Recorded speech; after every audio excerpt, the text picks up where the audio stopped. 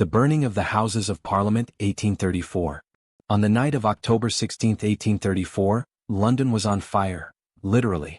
Flames consumed the Palace of Westminster, turning the night sky into a violent ocean of red and gold.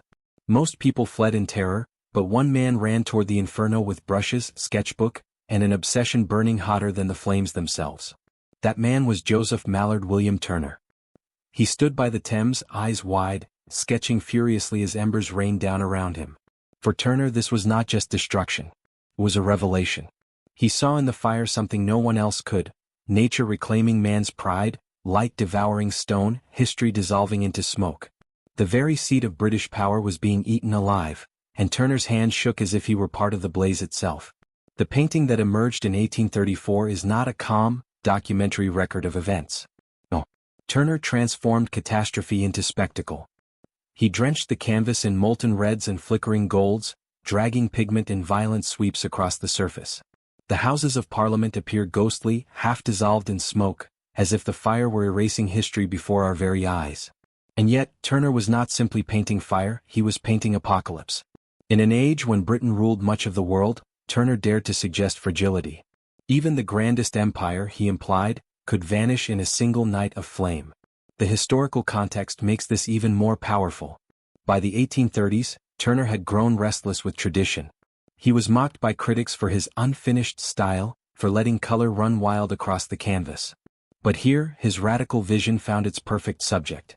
The fire itself was chaos. What better way to paint it than with chaos on the canvas?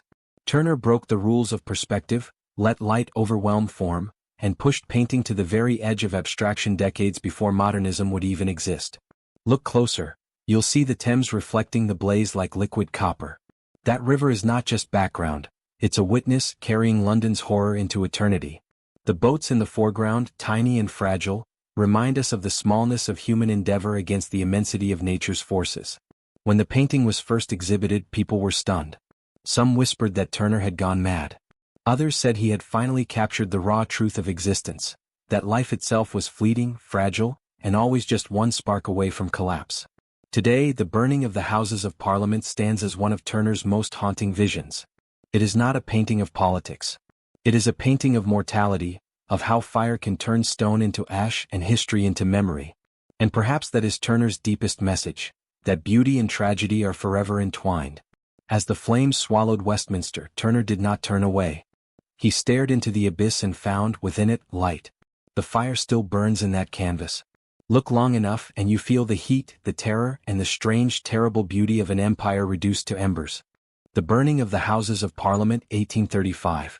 The night of October 16, 1834, had not left Turner's imagination. The Houses of Parliament still smoldered in his mind, their Gothic towers collapsing in sheets of fire. But one painting was not enough. He had to return, obsessively, to the inferno, not as a chronicler, but as a visionary determined to capture the very essence of destruction. This second work, finished in 1835, was no longer a mere record. It was a fever dream. If the first painting was a scream of horror, the second was an echo of awe, dread, and almost supernatural fascination. The creation. Turner spent months reworking sketches, replaying the memory in his mind. He was a man possessed. Witnesses recall how he would mutter about fire as if it were a living creature, a beast that consumes but also creates, reshaping the world in its flames. Unlike the first canvas, which he painted swiftly in the months following the fire, this second version came after long reflection, almost like an exorcism of the vision that haunted him. By 1835, London had already begun rebuilding. The fire had passed into history, but in Turner's mind, it was still raging. This painting became his attempt to transform fleeting horror into something eternal, a vision of apocalypse that transcended politics, reaching into the mythic. The artistic process. This second version is even more intense. The flames climb higher, more chaotic, blending with the sky until heaven itself seems ablaze. The river, once a reflective surface, now becomes a molten path carrying the fire outward, as though the Thames itself is being consumed. Turner's brushstrokes grew bolder, almost violent. He dragged pigment across the canvas in sweeps of red and gold, then blurred it with his fingers and rags to mimic the shifting smoke. The boundary between structure and flame dissolves. The Parliament is no longer an architectural landmark, but a silhouette swallowed by catastrophe. What's remarkable here is Turner's early steps toward abstraction. Look closely and the forms break apart, flame and cloud merging into a swirling chaos. He was painting not buildings or fire but energy itself. It was visionary, a style decades ahead of its time. Historical and social context. Britain in 1835 stood at a crossroads. The fire had destroyed centuries of tradition, the old Palace of Westminster, seat of monarchy and parliament since medieval times. Its destruction felt almost symbolic, the collapse of the old world making way for reform, for industrial modernity. Anne Turner's second painting caught this moment not with political clarity, but with mythic force. The flames became not just a fire in London, but a universal image of empires falling, civilizations collapsing, and history renewing itself through destruction. Symbolism and interpretation. Some see the burning parliament as a metaphor for the instability of Britain itself. The Reform Act of 1832 had shaken the nation, bringing new voices into politics, yet unrest still lingered. Was Turner, consciously or not, painting a vision of the old order in flames? Others read the painting more personally. Turner, a man always caught between tradition and innovation, may have seen in those flames his own restless soul, tearing down conventions, setting art ablaze, and building something no one had dared before. There is also something biblical here. The fire doesn't just consume, it purifies. The destruction of Parliament becomes a kind of baptism by flame, a cleansing for a new age. Reception and legacy. When Turner exhibited both versions of the fire, the reaction was mixed. Some were transfixed by the brilliance, others baffled by what seemed like chaos on canvas. Critics accused him of abandoning form for madness. But in time, art historians came to see these paintings as revolutionary. They were not just depictions of an event, they were visions of apocalypse, painting the feeling of catastrophe rather than its literal details. And today this second version often strikes viewers as even more modern, more daring, more haunting than the first. Where the first showed fire as spectacle, the second reveals fire as myth, eternal, merciless, sublime. Closing note. Stand before this painting and you no longer see London. You see the end of worlds. Flames licking the heavens, water reflecting the apocalypse, structures vanishing into smoke. Turner did not just paint a fire. He painted the fragility of human order, and the unstoppable power of nature and time. The Houses of Parliament burned once in 1834. But in Turner's vision they will burn forever. Wrecker's coast of Northumberland. The sea had always been Turner's obsession. To him the ocean was not just water and horizon, it was a theater of terror, a stage for man's struggle against forces far beyond his control. And nowhere was this vision more haunting than in Wrecker's coast of Northumberland. This was not a mere seascape. It was a cry of warning, a vision of greed and survival played out against the violence of storm and tide. The creation. Painted around 1836, this work emerged after Turner's journeys along Britain's treacherous coastlines. Northumberland, with its jagged rocks and crashing waves, had long been feared by sailors. But Turner's fascination wasn't only with the sea itself. It was with the people who lived by it, and sometimes preyed upon it. Legends of wreckers haunted these shores. Villagers who lured ships onto rocks with false lights, then plundered their cargo as sailors drowned. It was a dark tale of desperation and greed, and whether myth or truth, Turner seized upon it as a symbol of humanity at its most brutal.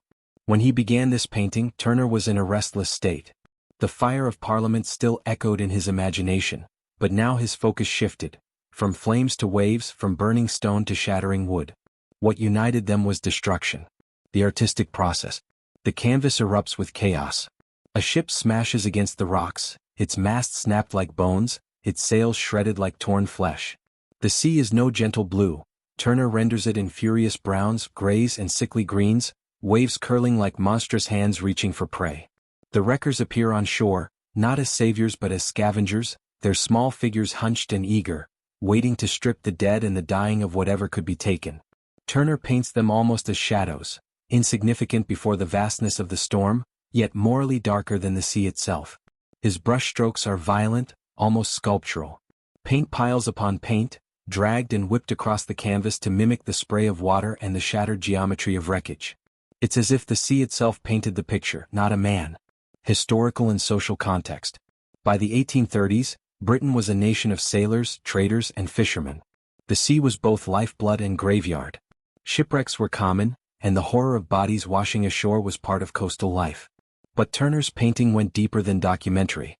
In an age of industrial progress and imperial power, here was a reminder of human frailty, how quickly ships of pride and commerce could be reduced to splinters. And the wreckers? They became a metaphor for human corruption, people exploiting catastrophe for profit, scavengers feeding on tragedy. It was as much a social critique as it was a maritime scene. Symbolism and interpretation. This painting is a meditation on greed, mortality, and the indifference of nature. The shipwreck itself is inevitable, the sea is too powerful. But the true horror lies on shore in the waiting figures. Some interpret the wreckers as symbols of society itself, how people exploit each other's ruin, how tragedy is never free of opportunism. Turner may have been commenting not just on villagers of the coast, but on the wider greed of Britain's industrial age, an empire hungry for profit, even in the face of death. The storm then becomes more than weather. It is judgment. It is chaos made divine, sweeping away ships, empires and men alike. Reception and legacy. When first exhibited, Wrecker's Coast of Northumberland shocked viewers. Turner's audience was used to maritime scenes of heroism and triumph. Noble ships, brave sailors, sunsets glowing on calm waters. Here instead was savagery, death, and the dark side of coastal life. Some critics recoiled at its violence, its almost grotesque energy. Others saw in it a brilliance ahead of its time. Today, art historians recognize it as one of Turner's most daring explorations of the sea, not as postcard beauty, but as a force of destruction and moral reckoning. Closing note. Stand before this painting and you feel the salt spray on your face, the roar of waves in your ears. You see humanity at its most vulnerable, and at its most cruel. The storm destroys without malice. The sea kills without intent. But the wreckers? They choose. And in that choice, Turner shows us a truth more terrifying than any tempest. The greatest storms may not come from nature but from within ourselves. The Fighting Temeraire tugged to her last berth to be broken up. It is one of the most beloved paintings in British art, often called the nation's favorite. But behind its golden glow lies a story of loss, transition, and the haunting passage of time. The Fighting Temeraire, painted in 1838, is not merely a seascape. It is a farewell, not only to a ship but to an age. The hook. Imagine the silence of the Thames at dusk, broken only by the churning paddle of a small black tugboat. Behind it drifts a ghost, the once mighty Temeraire, a warship that had thundered at the Battle of Trafalgar. Now stripped of her sails, she glides like a shadow, being led to her final berth where she will be broken apart, her timbers sold as scrap. Turner witnessed this melancholy procession, and in it he saw more than a ship's death. He saw the twilight of an era. The creation. By 1838, Turner was 63, older, more reflective, and increasingly preoccupied with mortality. Britain had changed. The heroic days of Nelson and the Napoleonic Wars were fading into memory, replaced by factories, smokestacks, and steam. For Turner, who had celebrated the sea in all its glory, the tugboat towing the Temeraire was a symbol too poignant to ignore. He painted the scene not as a documentary sketch, but as a visual poem. It was less about what he saw and more about what he felt: reverence, nostalgia, and the sorrow of inevitable endings. The artistic process. The canvas glows with contrast.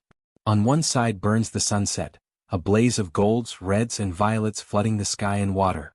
It is both magnificent and tragic, a funeral pyre for the proud ship.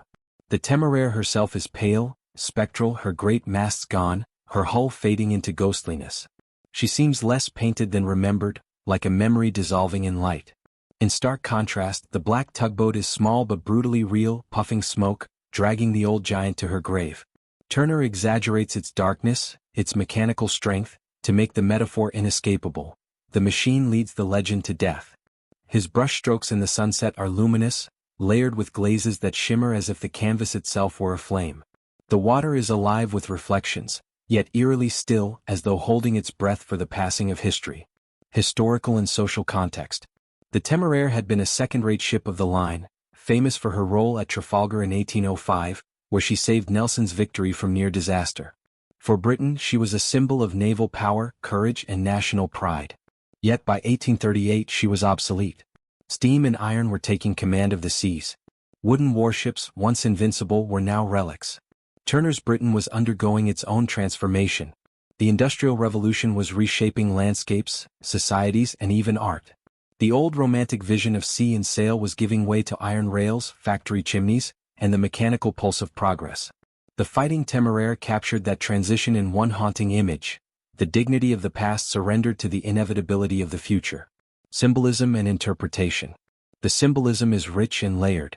The Temeraire, pale and ghost-like, represents not only the fading power of the wooden navy but the passing of all glory, all memory. The tugboat is the harsh reality of progress, smaller, uglier but mercilessly effective. The sunset? Some see it as the end of the age of sail, others as a broader meditation on death and transience. Turner himself was approaching old age, and many interpret the work as his meditation on his own mortality. The contrast between beauty and inevitability, between light and darkness, speaks not only of a ship, but of life itself. Reception and legacy. When exhibited at the Royal Academy in 1839, the painting moved audiences deeply. Critics who had once scorned Turner's abstraction now recognized the profound poetry in this canvas. John Ruskin, Turner's great champion, later called it the most noble picture ever painted by an Englishman. The painting's legacy has only grown. Today it hangs in the National Gallery, cherished as an emblem of Britain's soul. In 2005, it was voted the nation's favorite painting in a BBC poll, proof of its enduring resonance. Closing note. Look upon the Fighting Temeraire and you do not just see a ship. You feel time itself moving, dragging behind it all we have loved, all we have lost. The sun burns brilliantly, but it is setting. The ship glides in silence, but it is fading. And as the tug pulls the giant into darkness, Turner whispers a truth as eternal as the tide. All greatness must surrender, all glories pass, and even the mightiest are carried at last into the night. The Shipwreck. Long before Turner painted sunsets of gold and serene rivers, he was a young man haunted by storms. The Shipwreck, painted in 1805, stands among his earliest triumphs. A canvas that feels less like paint and more like raw, uncontrollable nature captured on cloth. The hook. Picture yourself standing at the edge of a cliff in the howling dark. Beneath you the ocean churns like a living beast. Shattered masts rise from the waves like drowning hands. Men cling to broken planks swallowed by foam. This is not imagination, it is Turner's Shipwreck. When first shown, audiences recoiled. It was not a painting of the sea. It was the sea itself. The creation. In 1805, Turner was only 30. Britain was at war with Napoleon, and the seas were both a battlefield and a grave. Turner, restless and ambitious, wanted to prove that landscape painting could carry the weight of history and tragedy. Unlike the serene Dutch seascapes admired by collectors, Turner's sea was violent, destructive, terrifying. He had studied storms obsessively, sketching waves from the coast, reading sailors' logs, even speaking with survivors of wrecks. He was fascinated, and horrified, by humanity's helplessness before the ocean. Out of this obsession came the Shipwreck. The artistic process. The canvas is chaos made visible. Turner uses jagged, furious brushstrokes, forcing the eye to stumble, to be thrown from one crashing wave to another. The palette is all iron grays, blacks and flashes of sickly yellow light, lightning perhaps or a torch or simply the cruel gleam of the storm. There is no clear horizon. Sea and sky blur, merging into a single monstrous force. The ship itself is half submerged, already lost, more memory than structure. Figures scatter across the canvas, tiny, broken, indistinguishable from debris. Humanity here is fragile, almost invisible against the ocean's might. To stand before this painting is to feel the salt spray, the roar of the gale, the crushing weight of waves. Historical and social context. Turner painted at a time when shipwrecks were tragically common. Britain's naval dominance came at the cost of countless lives lost to storms, battles and fragile wooden hulls. For audiences in 1805, this was not romantic fantasy. It was a grim reminder of reality. Almost every viewer knew someone who had gone to sea and not returned. In a broader sense, the Shipwreck reflected Britain's anxieties. War with France meant uncertainty, loss, and the constant presence of death at sea. Turner's storm was more than a natural disaster. It was a metaphor for an age caught in turmoil. Symbolism and interpretation. At its core, the Shipwreck is about fragility. The ship, once a symbol of power and mastery, is broken apart like driftwood.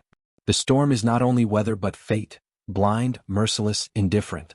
Some critics see it as Turner's early meditation on the sublime, the overwhelming terror and beauty of nature.